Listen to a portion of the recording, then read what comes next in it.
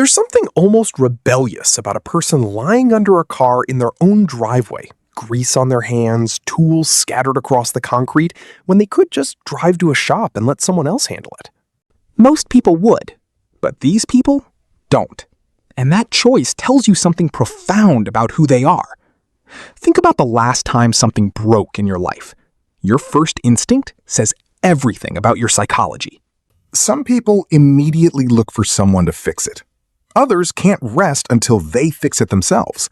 That difference isn't about mechanical skill. It goes much deeper than that. Let's talk about control.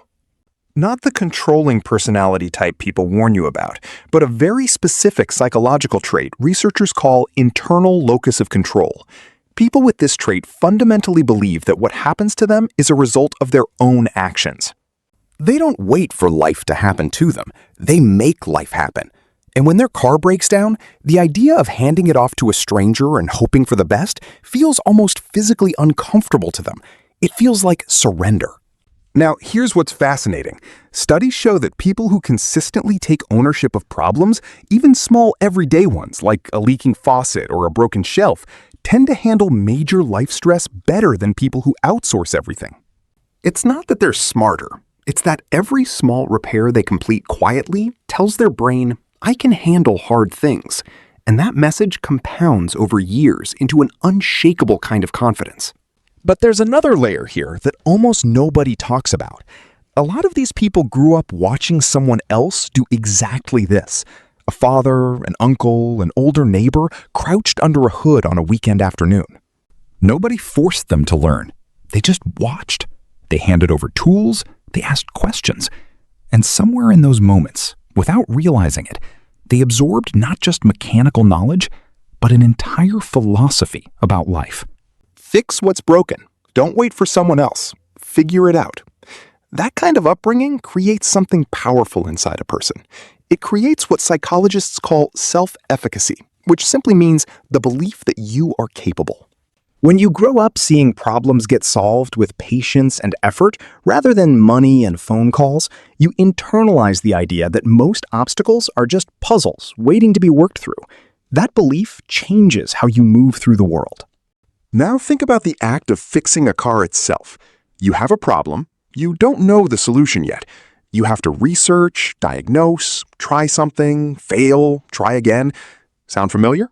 That's basically the blueprint for solving any difficult problem in life. People who regularly work through mechanical challenges are constantly exercising the part of their brain that handles frustration tolerance. They're training themselves to sit with not knowing the answer and keep going anyway. Most people never develop that muscle because they never practice it. Here's something worth sitting with. There's a quiet dignity in doing things yourself that money simply cannot buy. When you take your car to a shop, you get a fixed car. When you fix it yourself, you get a fixed car plus proof that you were capable of fixing it. That proof lives inside you. It shifts how you see yourself. And people who have that shift tend to carry themselves differently.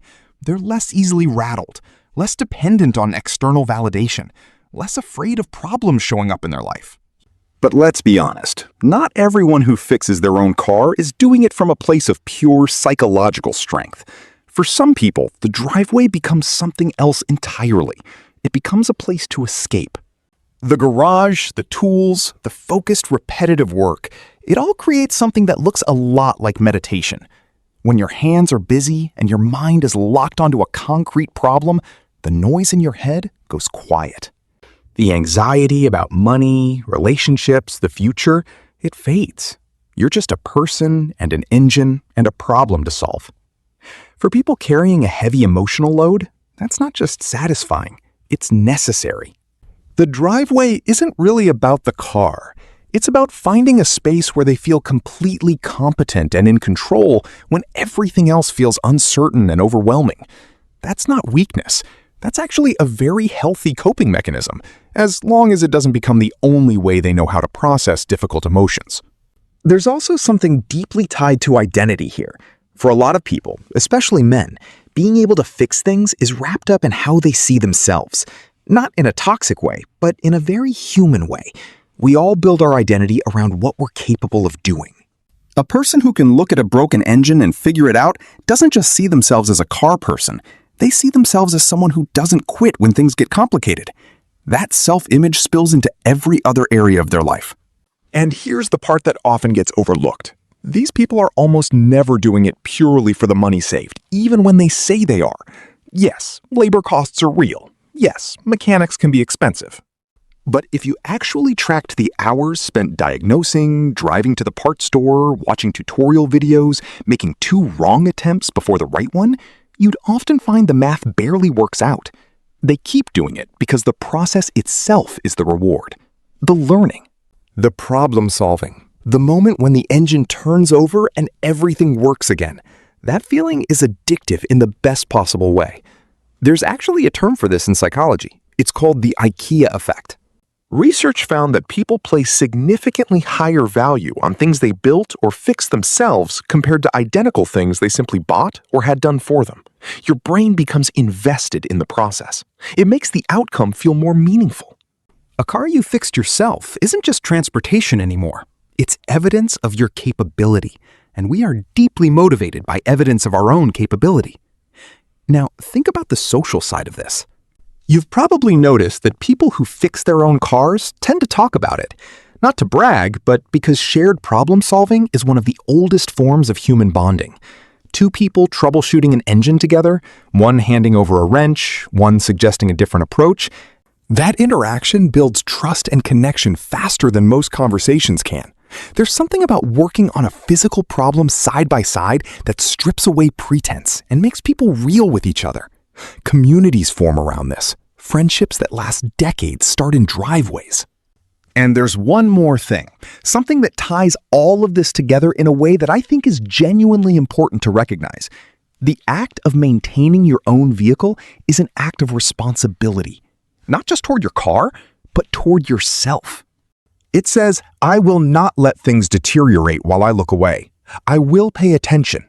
I will deal with problems before they become disasters. People who operate this way with their cars tend to operate this way with their health, their relationships, and their finances too. The habit is the same. The mindset is the same. Fix it now while you can. So when you see someone in their driveway, oil-stained and focused, surrounded by parts and tools and a car that doesn't work yet, you're not just looking at a person fixing a vehicle.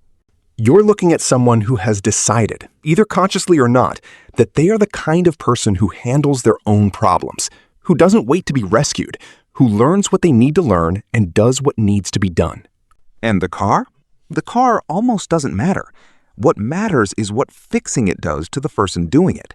Every time they finish a repair, they become slightly more of the person they want to be. More capable, more confident, more themselves. The real question isn't why some people fix their own cars.